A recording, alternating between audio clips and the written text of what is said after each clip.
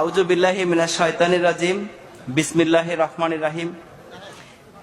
কবিতার নাম রঙের মেলা। স্কুল বন্ধ, পূজার ছুটি, গায়ের ছেলেরা বেঁধে জুটি। পূজা দেখলাম উল্লাপাড়া, তথায় দেখি হিন্দু ভরা। দেখলাম গিয়ে মাটির মানব, মানব তো নয় দেখতে দানব। 10 হাত তার 2 পা, হিন্দুরা তাকে বলে মা। 10 হাতে 10 অস্ত্র ধরে বসে আছে সিংহের পরে।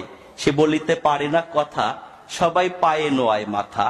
গলায় দিয়া ফুলের মালা, খাওয়ায় তাকে দুধ কলা। ভক্তি শ্রদ্ধা করে মান, বাক শক্তি নায়কো প্রাণ।